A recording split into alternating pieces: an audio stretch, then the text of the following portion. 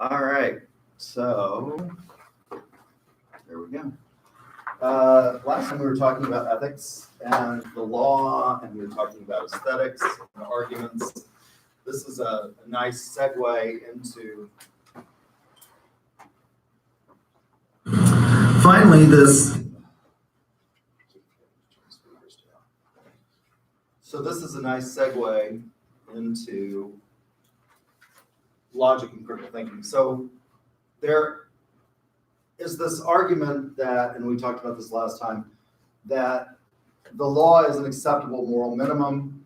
And I said that's just not true because the law itself may be immoral, as was evidenced by the Jim Crow era in the United States, where we had segregation after Plessy versus Ferguson in all sorts of things. And it trickled down not just to public accommodations, but it also impacted private accommodations and business. And so we saw that in the South, there were all kinds of restrictions upon African Americans and people of color in everything that you can imagine. It started with public accommodations and then ended up with things like restaurants, hotels, motels. And there are two cases that come out of this era that are really important in marketing and this idea of law and ethics that ended segregation in private accommodation. So in 1953, the United States Supreme Court decides Brown versus the Board of Education of Topeka, Kansas, and that ends segregation in public accommodations, right? They say it is inherently unequal to have, for example, schools that are segregated because it creates in the mind of the segregated group an inherently inferior position to the non-segregated group, right? And so it ends it in things like public accommodations, city hall, courthouses. You can no longer have balconies where the colored were forced to sit. But it doesn't affect businesses, and private business continued to segregate until we get the Civil Rights Act. I guess Brown was actually argued in 1953 and decided in 1954. It was re-argued after Fred Vinson died. So Fred Vinson was the Chief Justice of the United States Supreme Court in 1953. He dies, and a guy named Earl Warren is appointed to the Supreme Court by Eisenhower. So the way Earl Warren, and there's nothing in Earl Warren's history that would suggest that he would become sort of the liberal firebrand that he becomes on the United States Supreme Court. He had been governor of California. He was a Republican. And when Eisenhower was running, he didn't want Warren to run against him because the way you get to be, and you'll find this out as we go into the election year, the way you get to be the nominee for your party is you get delegates to vote for you at the convention, the national convention, right? And so that's going to start, the delegate collection process for the parties is going to start on Monday, I believe, with the Iowa caucuses. And so California's a big state. So Eisenhower goes to Earl Warren and says, if you won't run for president, I will appoint you to the Supreme Court during the first vacancy if I should win the presidency. The first vacancy occurs with Fred Vinson, and probably at the time Fred Vinson heard the case Brown versus Board of Education, he was going to sustain Plessy versus Ferguson, and it would have been a 5-4 decision to uphold Plessy. Earl Warren gets on the bench, and it changes. He now it's going to be 5-4 in favor of overturning Plessy and doing away with segregation and public accommodation. And one by one, Warren is an incredible figure. Tall, good looking, a big guy, very persuasive. He goes to all of his colleagues that are going to dissent and says, this is such an important vote that the Supreme Court needs to speak with unanimity of voice. And he convinces the dissenters to change their vote. And so it goes from being under Fred Vinson 5-4 to sustain Plessy, continue segregation, to now being a unanimous court to overturn racial segregation in public accommodation. But that didn't end it in private accommodation. And so in the South, in places like hotels and motels and restaurants, it continues until we get the Civil Rights Act of 1964, and two cases come out of that: Heart of Atlanta Motel versus the United States, and Katzenbach versus McClung.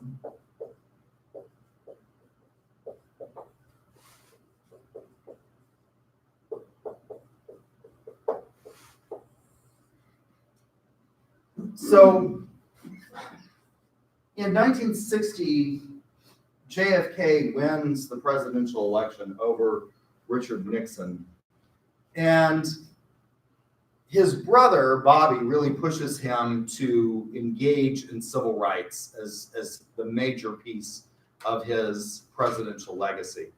He's killed in Dallas, and LBJ, who's a Southern senator, who had been a Southern senator and was now his vice president, is elevated to the presidency.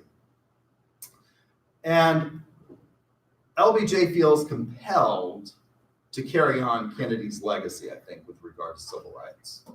And so he passes the Civil Rights Act of 1964, and only LBJ, only somebody who'd been a Southern senator, could have done this. And it's challenged in court. Heart of Atlanta Motel says, look, we are wholly located within the state of Georgia, and we're involved only in intra-state commerce. And the way that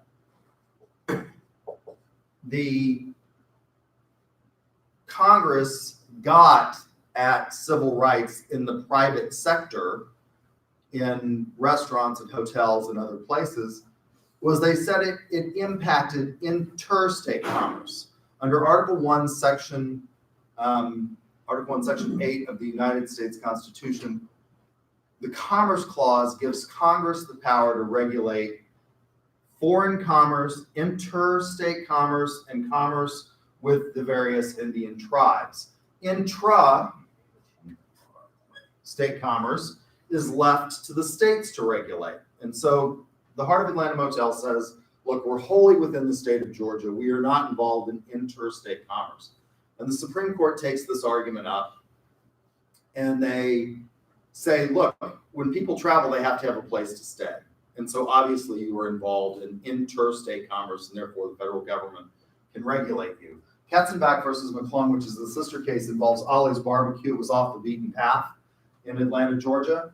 And they served in the dining room, whites only. Blacks were allowed to go to the back door and take out food, but they were not served in the dining room. And Ollie's Barbecue said, look, we're not involved in tourism. We're a totally local business. All of our customers are pretty much local, and you can't regulate us. And the Supreme Court looks at that and says, you're involved in interstate commerce because your ketchup packets. Who manufactures the vast majority of ketchup? Heinz. Heinz ketchup, right, is the biggest manufacturer of ketchup. Where is that manufactured? I think it's manufactured in New Jersey.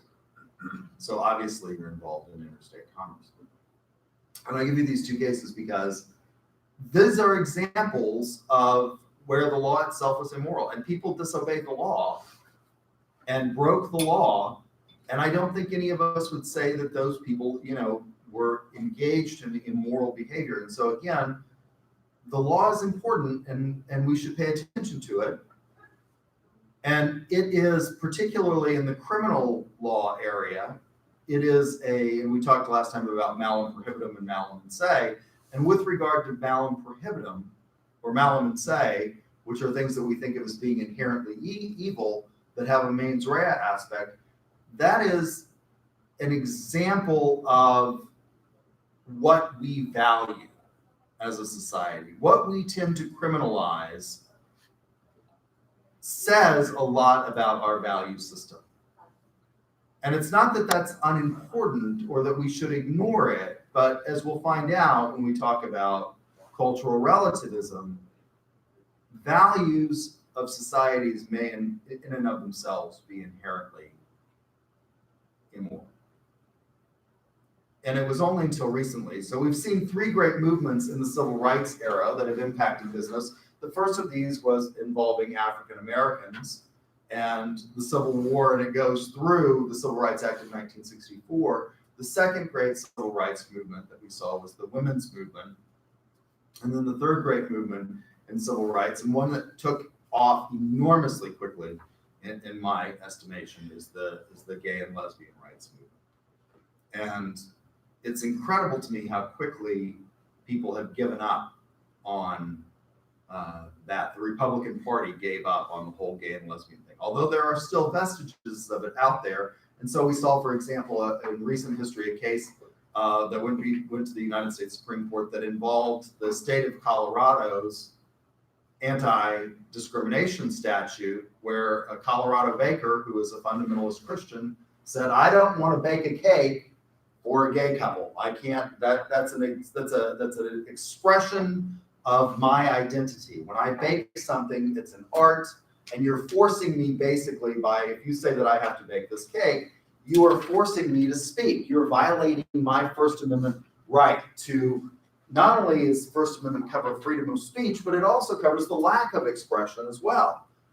And so he said, you're violating my rights, and I don't want to do that. And the Supreme Court agreed and said, you can't force this guy to bake a cake. Now, would that decision have been differently if he had said, I'm a member of the KKK, and I don't believe black people are inherently equal, and I'm not baking a cake for African American couples? Or, for example, we had all kinds of anti-miscegenation laws in the United States, and in a case called Loving versus Virginia, the United States Supreme Court said that you couldn't prohibit. We used to have, in all of the southern states, it was illegal for you to marry outside your race. What if he had said, I don't want to bake a cake for a mixed race couple? Do you think the Supreme Court would have come up with the same thing? Or would they have said, our anti-discrimination? I don't know. That's an interesting question. Now, from a practical standpoint, I don't know why you would want to force somebody, to bake a cake who is hostile to you. I'm not sure I'd want to eat what's put in, what's put in the cake, just from a practical standpoint. But from a moral standpoint, should we say, no, if you are engaged in public, if you want to say I'm against homosexuality in your church, that's fine. But as a business, you are open to the public, and you should abide by that. These are tough questions, right? And so we're going to make arguments in this class about these kinds of tough questions. And so it's important that as you make these arguments, that you make them in a logically coherent manner.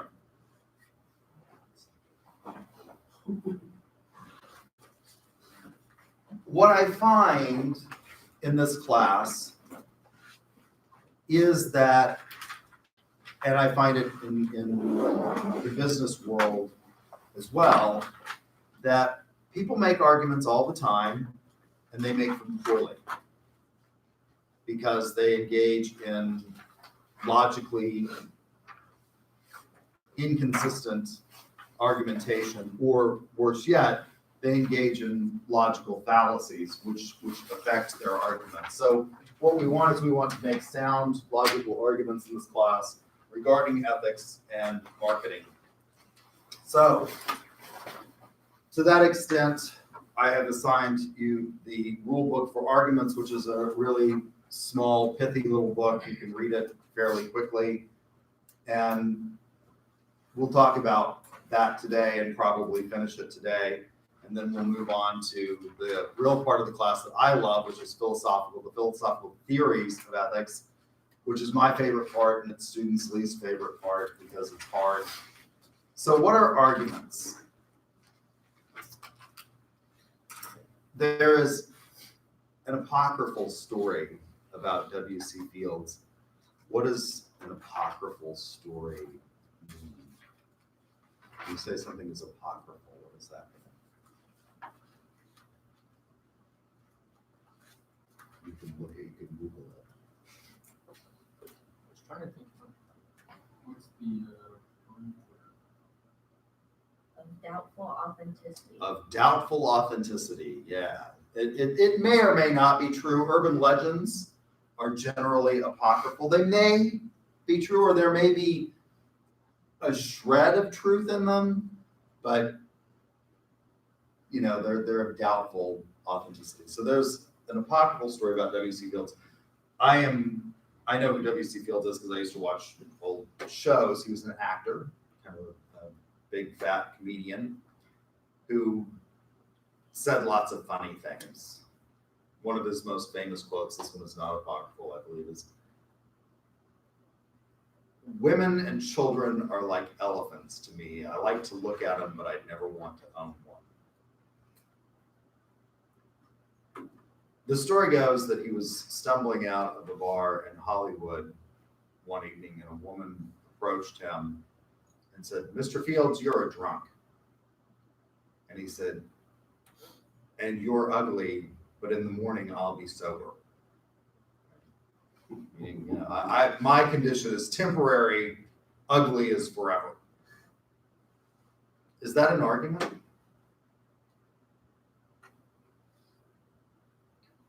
Could lead to a fight. You said that. But technically speaking, it's not an argument. So students oftentimes, and the slide says, students oftentimes tell me, "I just don't like to argue. I'm just not a aggressive person." And they fundamentally misunderstand what arguments are. Arguments are fundamentally about arguing persuasive reasons for taking a course of action. So last time, we watched the Chantix commercial with the slow turkey. That's fundamentally an argument. That advertisement is fundamentally an argument. And what are they arguing? their drug will reduce or eliminate the wantingness of smoke. Yeah, if you want to quit smoking, which, are there any smokers in here? Nobody wants to admit it.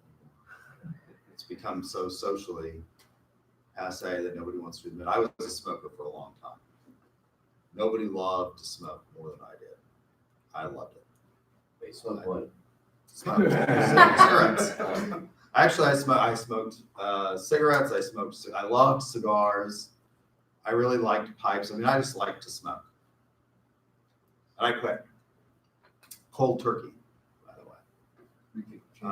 No, I said cold turkey. I did not take Chantix. I just quit.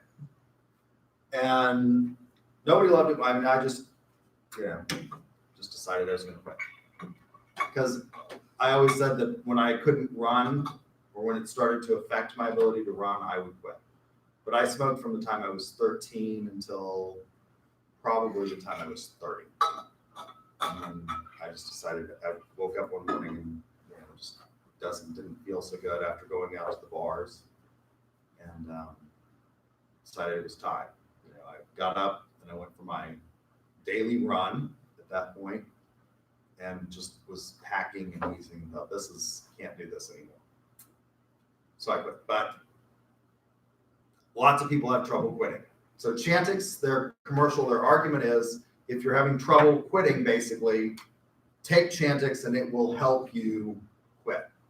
And we'll talk about why, when we get into some of these rules, maybe we ought to look at the evidence that they provide for that, although consumers really don't, and question whether or not it works. So arguments are not about fighting. They are about providing good reasons. We make arguments whether we think we are making them all the time, and it's not about creating a fight. So I like to argue. I was an attorney before I got my PhD. And so fundamentally, I like arguments because that's all I do in court. And I still practice law. I still go to court, and I make lots of arguments. And I like it.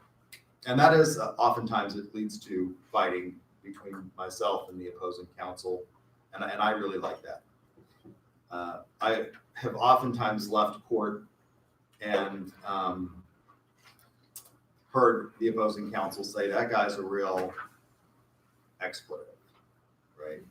And I relish that. It's like, yep, did my job. You know, if you didn't like it, tough for you. Sucks to be you, doesn't it?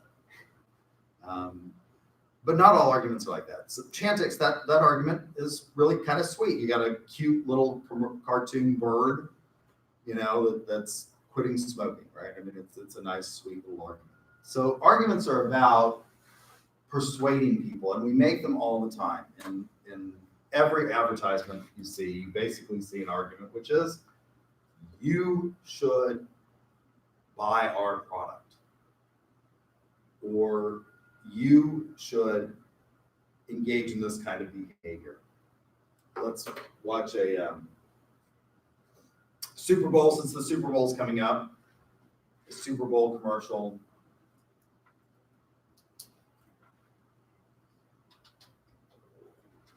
Did we watch this one? Super Bowl.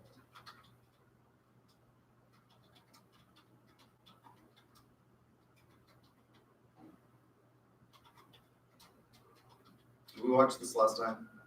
You have to Responsible look over drinking. it and watch it.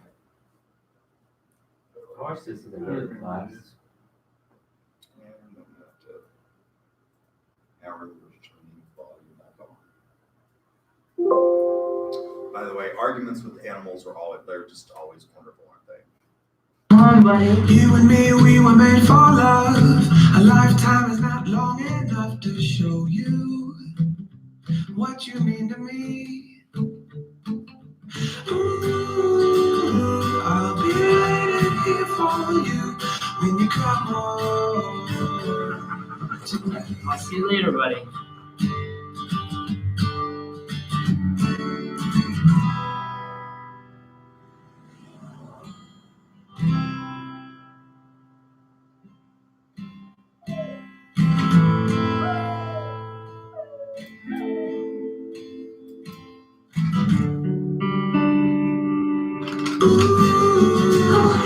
Hey, I'm sorry. I decided I shouldn't drive home last night. I stayed at Dave's.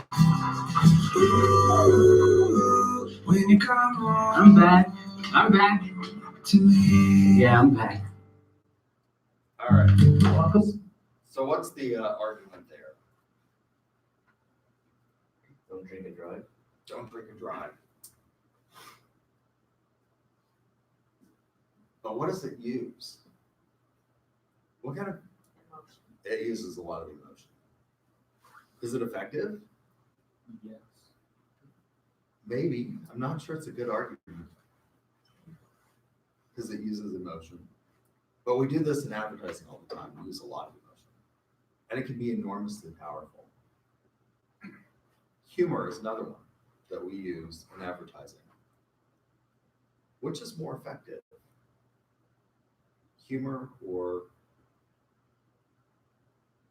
fear? I'd probably say fear. Fear is actually more effective than humor. If you can create a sense of fear and then provide hope, and I'm not sure that we should do that.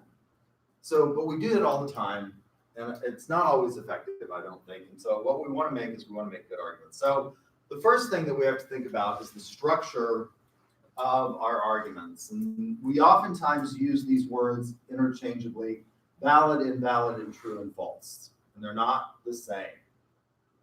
So valid and invalid relate to the structure of the argument that we are making, the structure of our argumentation. You can have validly structured arguments that are true or false, right? And you can have invalidly structured arguments that are true or false. And I'm going to give you an example. This is a validly structured argument, and we'll make it relevant to marketing. But I give this one to you to start out with. If it rains, the streets get wet. It rained, therefore the streets are wet. Now, if I said that today, that's validly structured. This is what we call the modus ponens structure of argumentation. It's a deductive structure of argument. And it's valid, but it's not true, is it today, if I said that? If it rains, the streets get wet. It rained, therefore the streets are wet. Is that true today? Is it raining out there today? No. Right. So let's make it this argument with regard to ethics and marketing. If you want to understand marketing ethics, you should study Kant. You study Kant, therefore you have some knowledge of marketing ethics, right? That's the same kind of modus ponens type argument. This is validly structured. So what we want is we want arguments that are both valid and true in marketing. Now, if you take the LSAT, which I took years and years and years ago, it's all about logical argumentation, but they have no basis in reality, right? I mean, it's made up stuff. For example, it'll say things like, all Smurfs are, creatures. Therefore, all creatures are Smurfs, right? That's an invalid argument. And it's not true either, because Smurfs are not like living things, right? They're imaginary, made up creatures, but they come up with these. So, but you could say, all Smurfs are creatures. We have a Smurf, therefore it's a creature. That's validly structured, not true, because there's no such thing, at least as far as I know, as a real live Smurf, right? So structure is important. Denying the antecedent is a form of invalid argument. If it rains, the streets get wet. It did not rain, therefore the streets are not wet. This could be true. If it rains, the streets get wet. It didn't rain. It's not raining out there today, therefore the streets aren't wet. If you drove through the parking lot, are the parking lots and the streets wet? No. But what's wrong with denying the antecedent? It creates one of the two greatest fallacies, and this is one of the ones that I see. So when we look at more complex structures of arguments in marketing, I see this a lot, basically denying the antecedent, which falls into the two broad categories of fallacies. There are two broad ones. One is overlooking alternatives, and two is assuming causation too readily by mere succession in time. So what's wrong with denying the antecedent? What does it do by overlooking alternatives with regard to this argument? Is rain the only thing that makes the streets wet? No, what else could happen? Spill a glass of water. You could spill a glass of water on the street. In the summertime, here in Oklahoma, everybody has these wonderful things, sprinkler systems, right? And they turn them on whether they need them or not. They're usually on a timer, particularly in the land of the shallow and pretentious known as Edmond, where everybody has an automatic sprinkling system in their gated communities as they're driving their urban assault vehicles at 90 miles an hour down the road, threatening everybody's life and limb. People turn these sprinkler systems on, and a lot of times, because it may have just rained the day before, the ground is saturated and it just runs off, and the streets could get wet from that. What else could happen that would make the streets wet? Fire hydrants could we could be testing the fire hydrants, and that's another reason that the streets could get wet. 7 years ago in Oklahoma, we had the summer from hell. It was like a pizza oven. We had 60-something days of no rain and over 100 degrees of heat for 60 days. And what happened? Well, where do they run water mains generally to houses and stuff like that? Well, they run them under the street, right? Because the city has an easement, they own the land, and they run them under the street. And as a result of the dry conditions, all of the ground was shifting because it was so dry that the earth, we have this really good red clay in Oklahoma, but when it gets really dry, it contracts, and it was breaking the water mains all over Oklahoma City. And so the streets were getting wet from, all of a sudden, I remember watching it on the news, KFOR, like there's just all of a sudden this geyser in the middle of of an avenue in Oklahoma City because the water main had broken and had, burst through the street. And so the street's wet and it didn't rain. So it overlooks this alternatives that there's lots of things that could make the streets wet. But this could be true. Today, if you went out on 2nd Street, it's not raining and the streets are not wet, but it's not a validly structured argument because it denies the antecedent. So,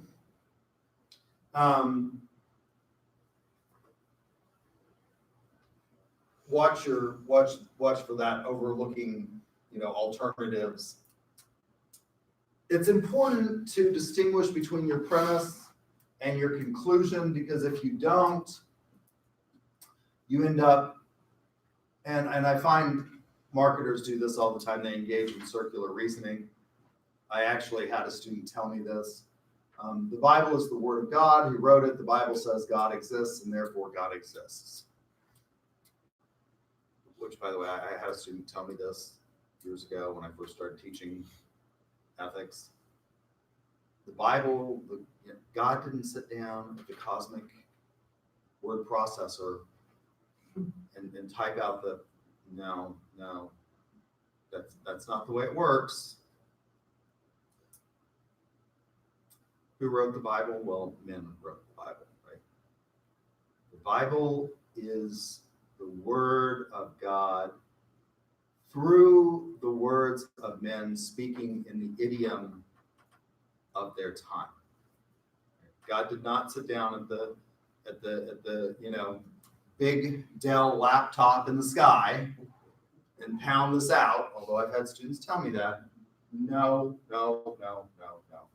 This is an example of circular reasoning, and I see marketers do this all the time, particularly in commercials. They'll rely on their conclusion as a premise.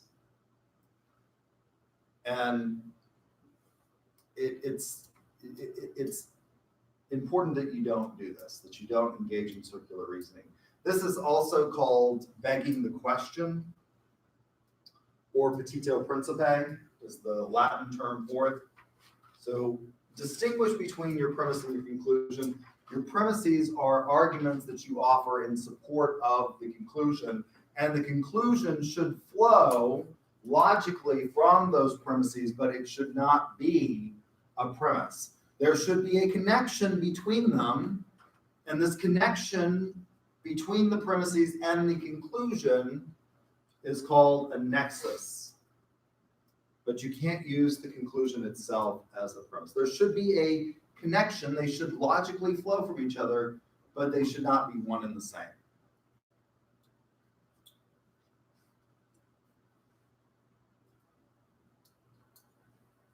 Rule number 3. Present your arguments in a natural order.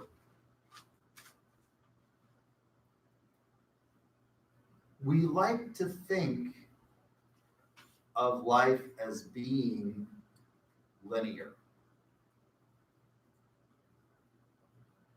That is what distinguishes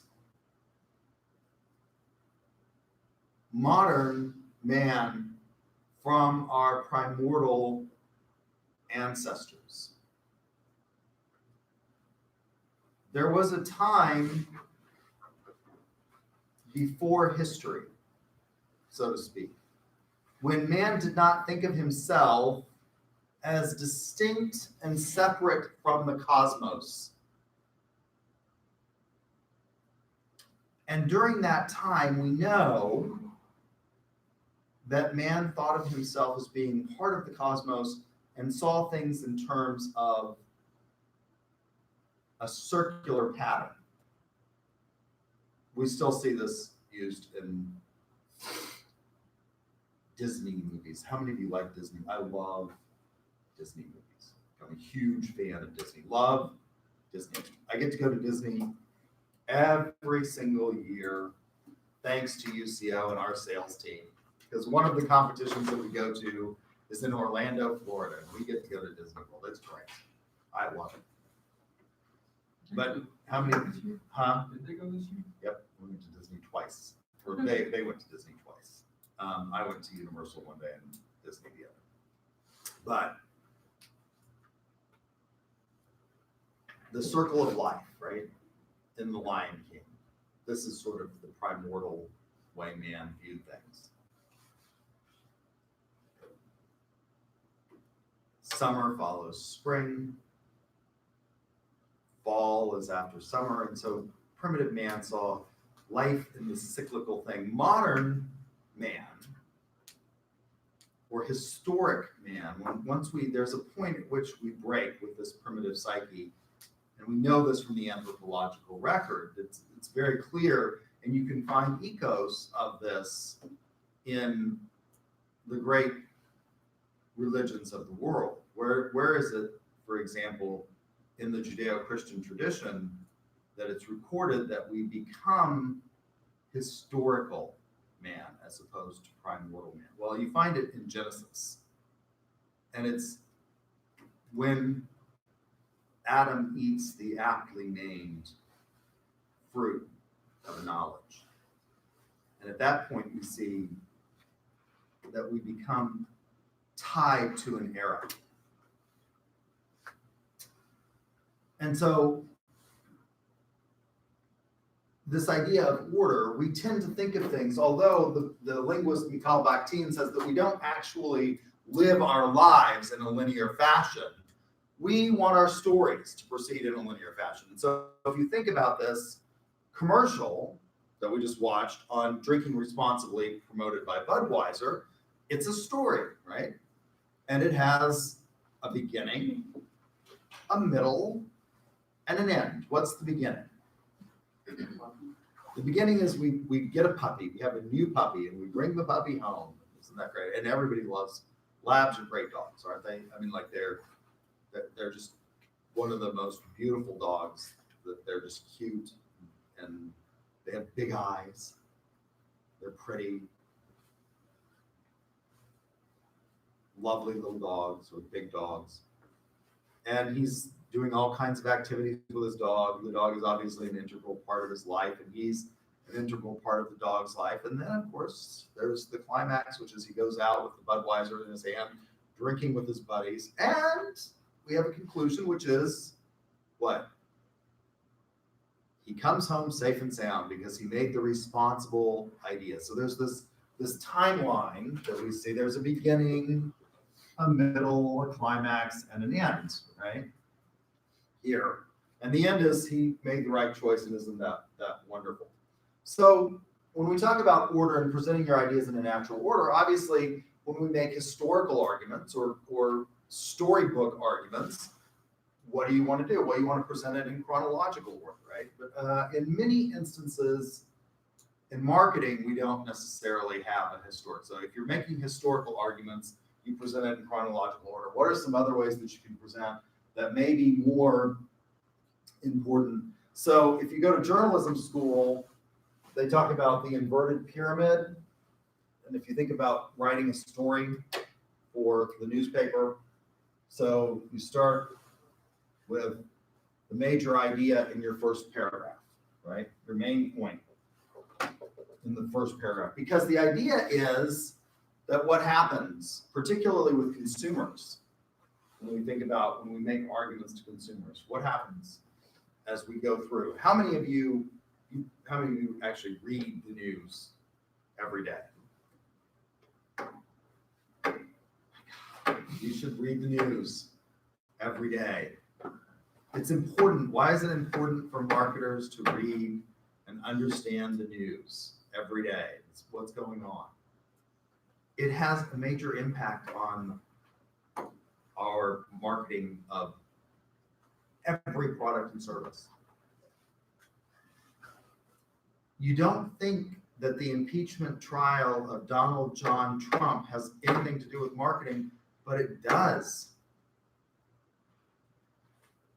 Because if this man gets reelected, it is going to radically impact healthcare, which is a huge sector of our economy and an important aspect of marketing, right? It also will impact the deregulation that he wants to propose, will impact the way we can market things, whether or not you can engage. One of the things that the Republicans love to do every time they're in power is deregulate. and end what they call frivolous lawsuits. This started with George Walker Bush. He wanted tort reform everywhere. Why did he want tort reform? Why did George W. Bush want tort reform so badly?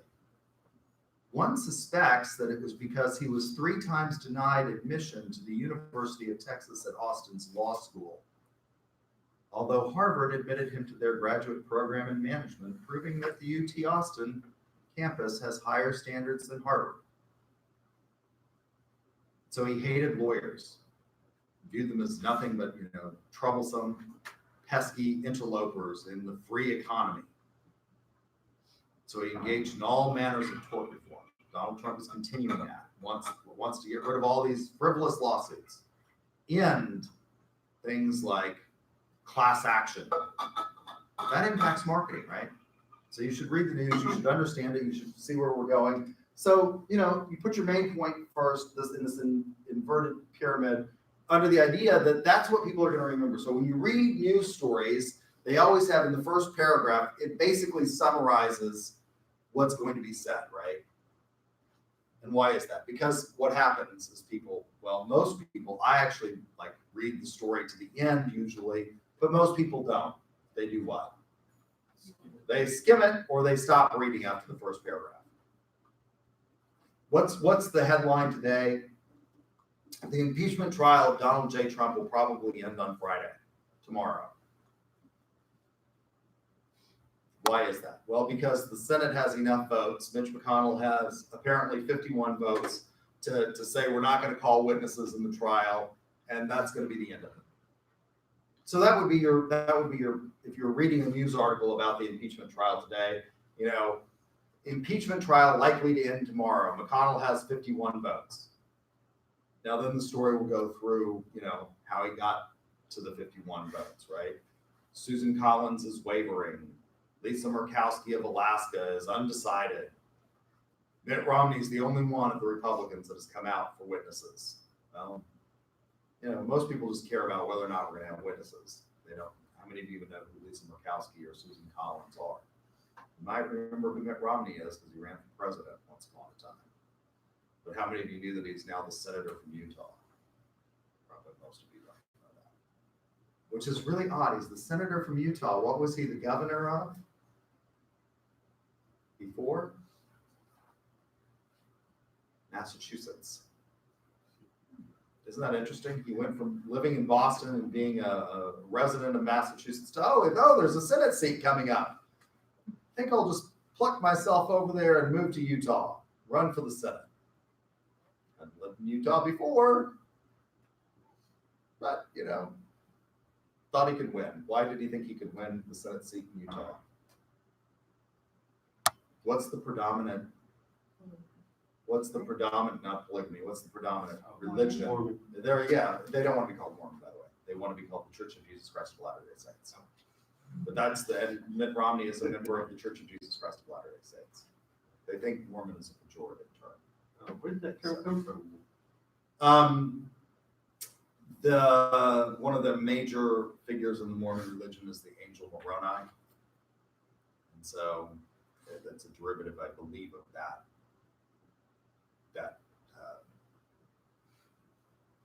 character in their faith. So present your major thing first. Or another one is to do the recency effect, which is the idea that you should present your strongest argument last, because that's the last thing people are going to remember. Right? So it doesn't matter necessarily which one of these you choose. It's just try to find which way is going to be the most effective for the argument that you're making. Commercials generally, in many instances, because they're short already, what's the average commercial length? 30 seconds. Because they're short, they generally present their strongest argument last in many instances, because people will remember that. That's what they'll take away. Avoid emotionally charged language. So particularly when we make ethics arguments, we want to avoid the emotional. Now, marketers use emotion all the time in their arguments, and they are powerful. I'm not sure that they're ethical.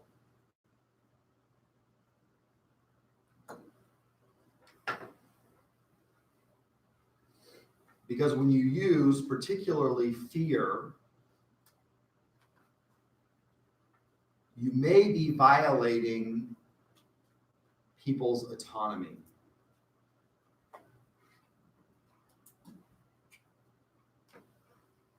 If you use fear, and fear ads are used a lot in marketing.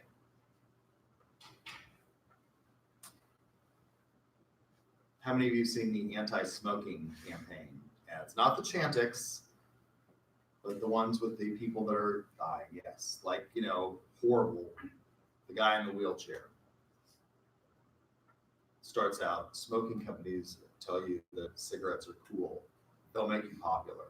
But would you do it if you would end up, and then at the end, there's this guy in a wheelchair, he's gray and bald and missing parts of his body. That's an emotive argument. And by the way, evidence suggests that it's not terribly effective. When they show that ad to smokers, so one of the ways that we know that this happens is there's a guy named Martin Lindstrom who's written a book called Biology, the Science of Why We Buy. So it's not B-I-O, it's B-U-Y, O-L-O-G-Y, by Lindstrom. And what they do is they put smokers in a machine called an fMRI, machine which maps the brain, and we watch as they play certain stimuli for them, what parts of the brain are triggering. And when they play that commercial for smokers, the part of the brain that triggers is the part of the brain that senses pleasure. So they're watching the ad, and if they are asked about the ad, they say, "Oh yeah, it motivates me to not smoke." But if we watch them on the fMRI, they're jonesing for a cigarette when they play that ad for them. So I'm not sure that that commercial is terribly effective. They're just sitting there, they just can't wait to get out and start smoking, get out of this lab setting and go out and light up. Although maybe the argument would be, with regard to that, you're not trying to reach the smoker. Who are you trying to reach? The teenager who hasn't started smoking yet. Right? That's who I think they would say the argument is for. Lindstrom says this argument is not effective because when we do it to smokers, well, you could argue that the ad is not about reaching the smoker or getting them to stop smoking. That's the Chantix ad, right? The ad with the guy in the wheelchair, that's about preventing people from starting smoking. Because it is. It's enormously hard to quit smoking. It's tough. It's maybe one of the reasons I'm divorced. You know, because I was not a pleasant person when I quit smoking. I can tell you. Yeah. I'm from Canada, and on all the cigarette boxes at home, they'll have like physical like diseases from smoking. Or They show you like effects of the it. black lung. They'll like have like a picture of the inside of someone's mouth. Yeah. and It everything. doesn't stop anybody from smoking though, does it? No, When I was a foreign exchange student in Germany, all of the cigarettes had to have like a big skull, and all the cigarette packs had to have a big skull and crossbones for death on them, you know, and the Germans smoke like crazy, or at least they did when I was a foreign exchange. I mean, they smoke more than Americans do, right? Not sure it's terribly effective. But it's the thing happened in the local property back at box of cigars and had pictures of like little kids dying and stuff on it. From like Costa Rica, and it was like, Yeah, there's ones that one of the ones that I've seen on one of the cigarette packs from, I can't remember, it was one of the Asian countries that requires it. They showed what happens to babies that are born to women that smoke in terms of the birth defects or the low weight and things like that. I mean, people still smoke. So avoid emotionally charged language. Consistency. Use consistent terms in your arguments. Now, this is one of the things that I find that marketers don't do. They don't use consistent terms because we want to be creative in marketing. And so we think that consistency, using the same thing over and over again, is boring. However, I can tell you that in doing it, it can be effective. When George W. Bush ran his first campaign, which was wildly unsuccessful, for Congress in the 1970s in Texas as a Republican. He got beat like a drum because his opponent accused him of being a carpetbagging rich frat boy who had come to Texas to try and steal a seat. He learned a lesson in that campaign that he never allowed anybody to beat him up with again. He became more Texan than native Texans.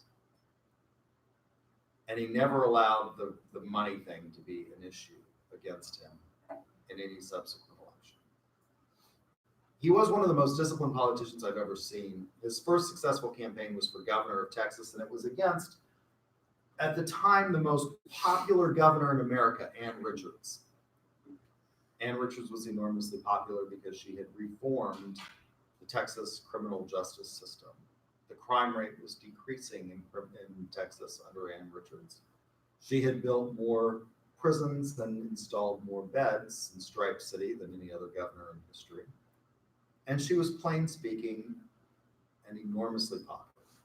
She would cuss on television. They'd have to bleep her out. Texans like that because everything's bigger in Texas. They like plain spoken people. In spite of that fact, George W. Bush beat Ann Richards, the most popular governor in Texas, in his second campaign in history. And he did it by being enormously disciplined and sticking to consistent terms and a consistent message. You could ask him, there was an anomaly in the crime statistic the year that he ran against Ann Richards. Crime overall was decreasing in Texas, but they had only recently begun to disaggregate the data on juvenile crime.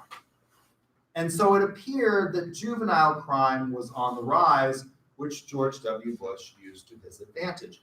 He had people believing that there were hordes of feral children roaming the streets, ready to rape, pillage, and plunder. You could ask George W. what time of day it was, and out would come his stock answer: we must cure juvenile crime in Texas. It was enormously effective. Consistency is effective. In spite of the fact that many times as marketers we want to be creative and we think that we should use different words and flip meaning of words, it's not necessarily effective. People remember things. It's oftentimes referred to as the 3 exposure hypothesis. People have to hear something 3 times in order to remember it. And the more consistent you are in that message, the more they remember it, right? So be consistent in your terms. Meaning, stick to one meaning for each term. Several years ago, when I was sort of in the middle of my career as a college professor, a very popular book came out that was entitled Men Are From Mars, Women Are From Venus. And it was written by somebody who has a fake PhD, but he was a brilliant marketer. Not a brilliant academic, fake PhD, got it from, the back of the National Enquirer or something like that, from a degree mill. But he wrote this whole book that points out what? Well, from the title, you can surmise that the thesis of his book was what? Men and women are different. Yeah, that's it. Men and women are different. Duh.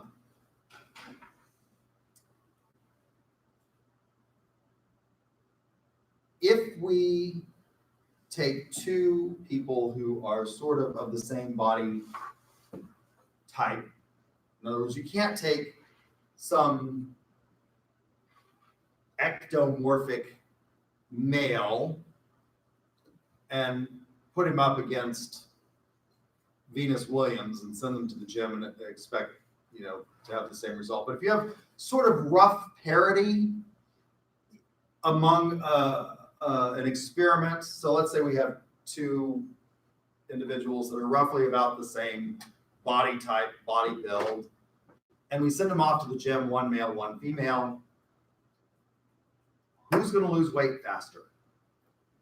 Who's going to build muscle mass faster? Male, right? If we use that as an example, one of the things that men are from Mars and women are from Venus is arguing is that, you know, like we shouldn't treat men and women the same. Well, that book relied on an equivocation in the term of equality. No two people are perfectly equal. That's true, isn't it? If we went through this room, each one of you is a unique set of characteristics, and you have strengths and weaknesses that are not exactly the same as anyone else in the room. But does that mean that I should treat you differently with regard to grading? No, right?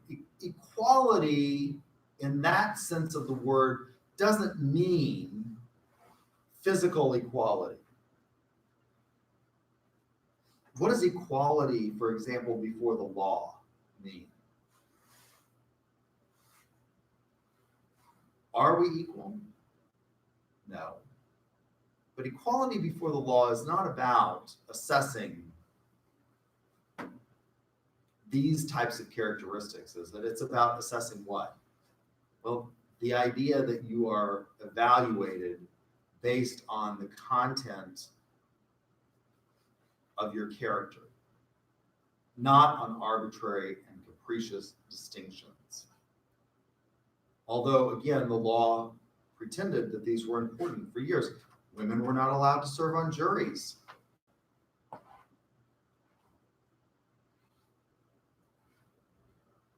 Is that fair? Women weren't allowed to vote. No, men and women are not physically the same, but equality before the law is something different. And so this example, men are from Mars, well, yeah, right, duh. But that doesn't mean that we should use these distinctions in ways that are arbitrary and capricious. Right? So stick to one meaning for each term. Equality. When we talk about equality, for example, we're not talking about equality of strength or equality even of intellect. We're talking about you shouldn't be judged for something based on an arbitrary capricious standard. Samples. We see this a lot in medical marketing. The use of statistics in samples. And it turns out in medical marketing, they're really not good. Because they do all these experiments and they're not actually randomized. Now there's a reason for that. Again, I alluded to this last time. We can't just pick people out of the population and say, we're going to give you this drug and see what happens. Right? That would be immoral. So there's a reason. But when we talk about sampling and techniques and things like that, we want to make sure that it's absolutely as scientific as it possibly can be. So when we talk about samples in marketing, for example, are they representative? When we look at whether or not people are likely to buy a given product or respond to an advertising campaign, what is the sample that we're looking at? Are we looking at convenience samples? No amount of convenience samples are generally anecdotal evidence. No amount of anecdotal evidence constitutes a scientific sample. So if we go out, we ask people at Walmart what they think of a product. Now there are in marketing areas where we say this city is pretty representative, and they do this for test marketing, for example. There are cities that they use because they approximate a lot or very similar conditions to what we find throughout the country in terms of what consumers will like. So test markets are often, products are released in these test markets, which we think are somewhat representative of the population as a whole. But it's important that we recognize the limitations of those. when we make those kinds of arguments in marketing. And a lot of those places are becoming less like the rest of the country as a whole. Why is that? Well, as a result of massive amounts, I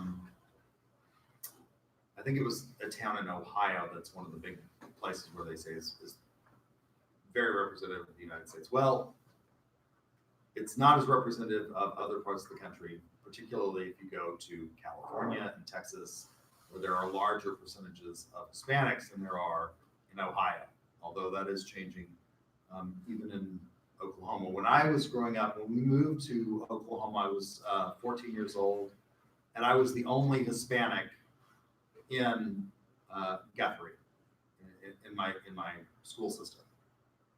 That's no longer the case. And in fact, some cities in Oklahoma are now becoming, Guymon, for example, is the first city in Oklahoma to become minority majority. What does that mean? That's a catchy bureaucratic phrase, minority majority. It's like I know like the Spanish population is real big there. And Yeah, a lot that's it. Yeah, it means that the Spaniards now outnumber, the Hispanic population now outnumbers every other group, right? Texas will rapidly become minority majority in the next 10 years. And so, but you know, it's important that when we do these things, when we release these tests, that we try to be as representative as possible. And in marketing, unlike medicine, we can actually do this. We can achieve it because it's not necessarily difficult to get a scientific sample of the population as a whole in terms of releasing a product and trying product tests across a geographically and ethnically diverse group of people. Analogy. We use these all the time in marketing as well. Where do we see analogies used? Well, go to the drugstore and look at the Equate brand, for example, or what is the Walmart brand? What's the Walmart? Great Value, the Great Value brand. And you'll see compared to the ingredients in. So for example, Listerine. Walmart has their own brand of Listerine and they say compare to. Now, when you do this, what's important is that they are roughly proportional. Arguments by analogy are okay as long as the analogy is appropriate. So when Walmart in their, and I think the Walmart brand is actually for their drugs, I think it's actually Equate, is their drug brand, not Great Value. Great Value is their food brand. But when they say it is compared to the ingredients in Listerine, what does that mean? Well, it means that with regard to the active ingredients in the product, that they are exactly the same. Where does it differ from the Equate brand to the Listerine? Where is the difference? What's the primary active ingredient in Listerine that makes it effective? Alcohol. Alcohol, right? So basically, it's alcohol that you know. Alcohol is an antiseptic. And so, you know, it's got the same percentage of alcohol as Listerine does. What are the differences? Well, the difference is in the dye that may be used to color the product. So probably the product could taste like mint and be absolutely clear. But what do marketers do? What does Listerine do when they release a? So forever and ever and ever, when I was a kid growing up, Listerine was one variety. It was this yellow death flavor, and and my father was a big Listerine fan because he thought it was the most wonderful antiseptic mouthwash that there was, and I can remember being forced to use it, and it just tasted absolutely horrible. Well, Listerine recognized because Scope came out and these other products came out, and people preferred those because they had a nice minty taste to them over Listerine. So Listerine came out with their own non-yellow death flavored version of mouthwash that was mint flavored.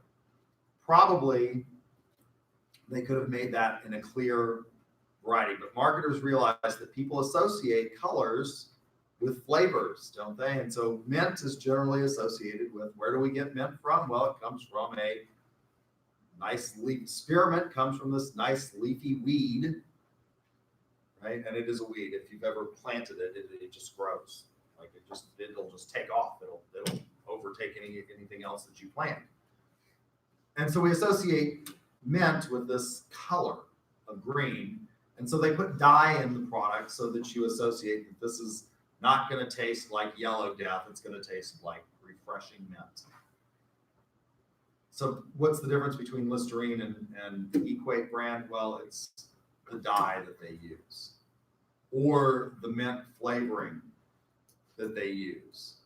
You know, instead of having spearmint extract, you know, they're using something else, peppermint extract or something like that. So, but the analogy works because the active ingredients are actually the same. The same thing with regard to like Mucinex. Mucinex is the brand name of a product that contains guaifenesin, which is a decongestant. They have Equate branded that. What's the difference? Well, the pills look a little different, but the primary thing is the guaifenesin that makes it work. So the analogy works, but you have to have rough proportionality in the analogy in order to have a logically consistent argument.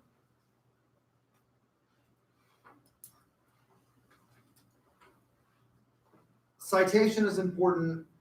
Authorities must be qualified and they must be cited. And you should know more than that. So we see these kinds of arguments made all the time where we appeal to authority in marketing. 9 out of 10 dentists recommend X. Well, what do we want to know about that? This is an argument that's made all the time in advertising. 9 out of 10 dentists recommend Crest. Well, how did we find those 9 out of 10 dentists? Are they all employed by Crest? Right? You know, in their labs? Is this a representative sample of dentists across America?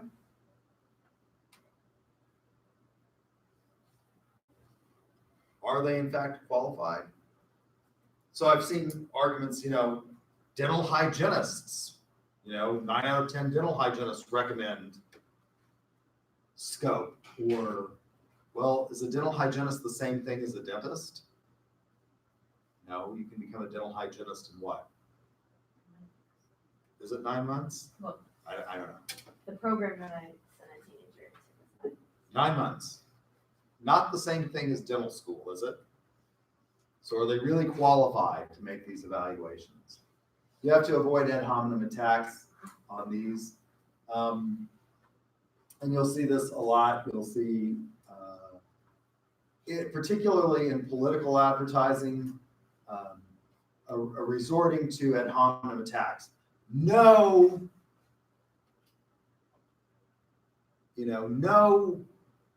sensitive person thinks that abortion should be legal. Well, there are lots of people out there that are pro-choice.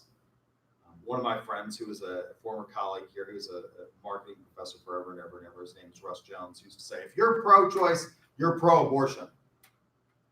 Well, no, Russ. A lot of us, have great moral qualms about abortion. It's just that I'm not willing to put my moral qualm into law, right? I have enormous moral objections to abortion, but my morality is not necessarily what I'm willing to impose on everybody else, because we have this thing called the First Amendment, right? And so, no thinking person thinks that you should be pro-choice. Well, that's an ad hominem attack, so you should avoid those. Ad hominem attacks on experts don't disqualify the expert, particularly. Authorities must be qualified. Just because somebody has a PhD, I have a PhD, right? If I'm making arguments about climate science, the fact that I have a PhD doesn't qualify me to make arguments about climate science, because my PhD is in what? Marketing, not climate science, right? So you have to be qualified to make arguments. This one, we see this a lot in medical studies. Correlation does not equal causation. Just because something is correlated, again, going back to, so I was telling you last time about these studies in medicine, they rely on ANOVA. All ANOVA tells us is that there's a difference in the variance in this measure of dispersion. It doesn't tell us which direction the variance is. It could be that Chantix, yes, people who took Chantix, there was a difference between the group that took Chantix and the group that took the placebo. The group that took Chantix smoked like a freight train, right? I mean, like, it just tells us there's a difference between these groups. So assuming that's based on correlation. In order to verify, you have to do another test, a post hoc test of the analysis variance to determine which direction the variance is in. And even then, you might need to be suspect. An example of this is there is a direct correlation between family planning in India, in other words, the number of children or the lack of children that a family has, and the number of electronic devices that family has in their home. So do computers lead to sterility? Do televisions and computers and toaster ovens lead to sterility? If you simply looked at correlation, you might come to that conclusion. If somebody has a toaster oven and a television and a computer in their home, they're less likely to have a lot of kids. What are you actually measuring there? So there's a correlation here between the number of electronic items that a family has in India and the lack of children in that home. What are you actually measuring? Why is it that the more electronics that a family has in their home, the less likely they are to have a lot of kids? They're not spending the money on the children. Well, okay. Generally speaking, the more affluent you are, the less likely you are to have large families. Why?